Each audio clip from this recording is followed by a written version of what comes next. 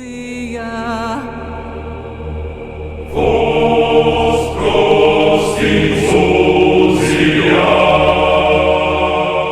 guys, it's Decided back with some new and insidious content. As we all know, the world is full of different possibilities, whether it be the happy, joyous moments full of cheer and bountiful joy, whether it be family unity, or new friendships and exciting adventures, or on the other side of things, the chaos and tragedy, as well as the resulting pain, sorrow, grief, and the silence of the loss that follows. All manner of traps lie in wait, some seen, some unseen, some closer than we might possibly think. It is each and every day that we get up to strive to be better, not only for ourselves, but for those around us, our peers, whether they be friends or family, and this great adventure that we call life. Today we will be discussing the horrific killing of daughter, close friend, and 21-year-old University of South Carolina college student, Samantha Josephson.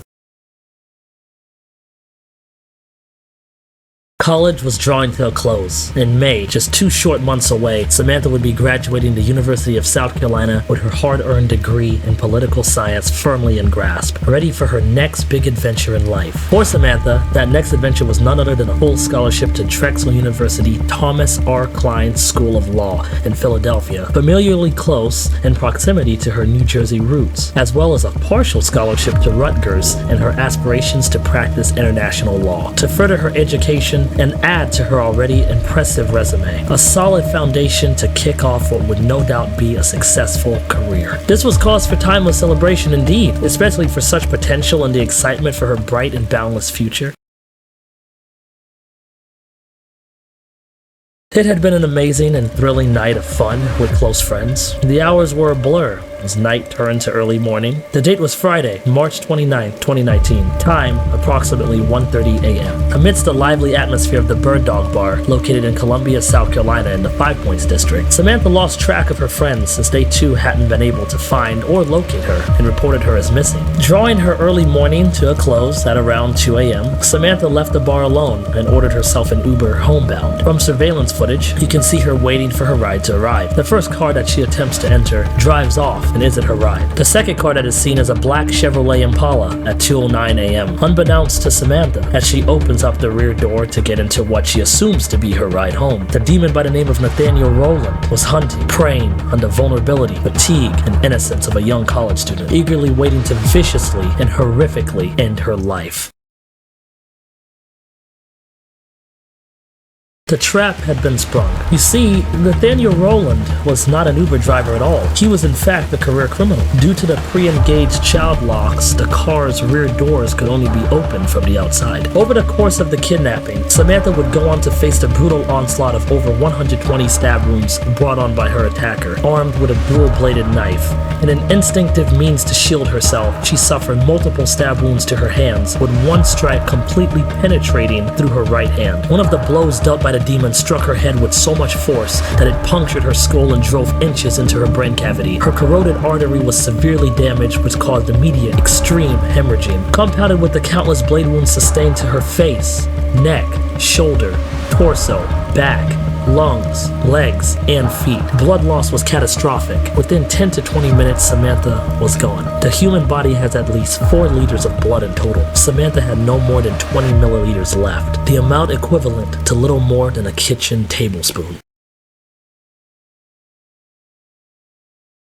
Turkey hunters found Samantha's lifeless body in a remote rural field in a wooded area just off of Black Bottom Road, about 65 to 70 miles from where she was last seen. On March 30th, 2019, Nathaniel Rowland was apprehended, arrested, and charged with kidnapping, possession of a weapon during a violent crime, and murder. Nathaniel Rowland was convicted of the first-degree murder of Samantha Josephson, as well as other minor charges upon his arrest, including possession of marijuana and failure to stop on police command, and sentenced on July 27th, 2021 to life in prison without parole. As for Nathaniel Rowland's prior criminal history, in October 2018, Rowland was also charged with felony forgery at a value less than $2,000, and it's assumed that that was either dismissed or absorbed into the murder sentence, as well as an alleged carjacking and robbery, also in October 2018, where another woman came forward and accused Rowland of carjacking her at gunpoint, forcing her to an ATM to withdraw money, and forcing her to drive to her home, where he then proceeded to steal more items in the same Rosewood Drive area of Columbia, South Carolina, where he would abduct and viciously butcher Samantha Josephson just a few months later. It is fortunate that this woman escapes definitely shows a pattern of behavior. Due to sufficient lack of DNA evidence, Rowland was not arrested or charged in 2018, but the proximity prompts warranted heavy suspicions. Samantha Josephson was a brilliant, intellectually gifted young woman whose future was beyond bright and whose potential for academic excellence was boundless. She was very hardworking, extremely driven, and highly ambitious. She was greatly loved by her friends and family, who described her as cheerful, vibrant, and loving. She loved to laugh, and her beautiful, radiant smile, personality, and sense of humor brought tremendous joy to everyone around her, regardless of if they knew her personally or not. It is highly unfortunate that Samantha's outgoing and loyal soul was so savagely ripped from her, especially when her butcher continues to enjoy breathing the exact same air you and I do, whilst being allowed to continue inhabiting space upon this very world.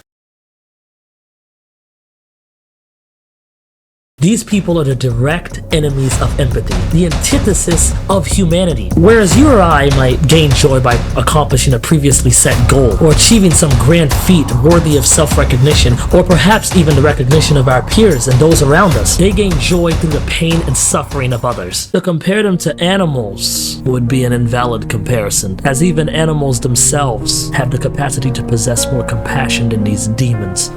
They are beasts. They delight in the thrill of claiming the lives of the vulnerable, the powerless, the innocent, preying on those most unsuspecting, ambushing them when their guards are down, and reveling in their victims' despair, their misery, their anguish and suffering. The entire process is exquisite for them, as enjoyable as any savory meal is to us. Violence is their cuisine. It is the only language they understand. These demons are not human. Although they may appear so and wear human flesh, they do not share our ethics, our virtues, our principles.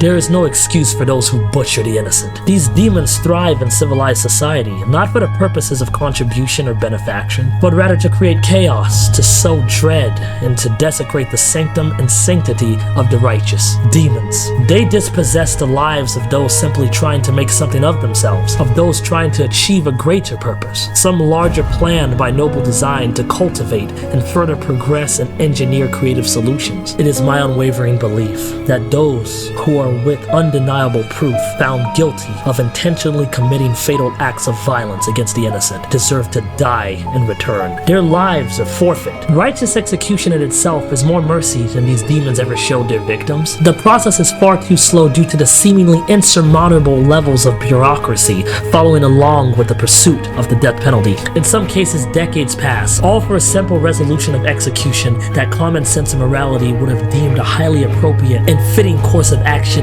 years ago. Simply outrageous. It's simply outrageous. Death is and forever shall be their only reward. It is a sheer mockery, a travesty for those who plunder the lives of the innocent to walk whilst their victims lie cold and still. The silence itself reflecting the tragedy of the moment.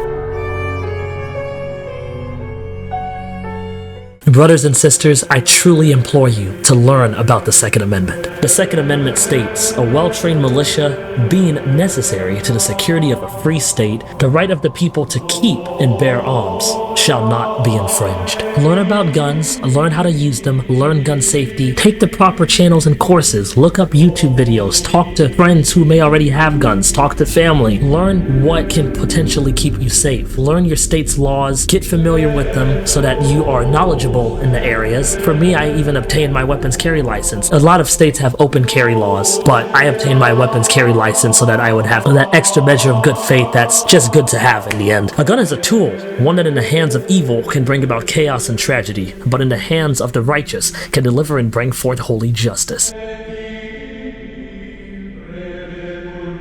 I seriously cannot stress enough, learn how to protect yourself, because this is a world where anything can happen, and you want to be able to defend yourself, those close to you, and those around you who may not be able to protect themselves. But as usual, guys, drop a like if you like the video, share with your friends, make sure to leave a comment. Comments are greatly encouraged, appreciated, and always absolutely welcome. Please let me know your thoughts on this matter, on the state of the world. Let me know about cases that you want me to review and potentially cover on the channel as well. Be sure to follow me on TikTok, Instagram, Facebook, and X at SAMANTHA Ascendant. Subscribe, hit that notification bell for more criminal content. It is time for the righteous to ascend, and the world shall bear witness.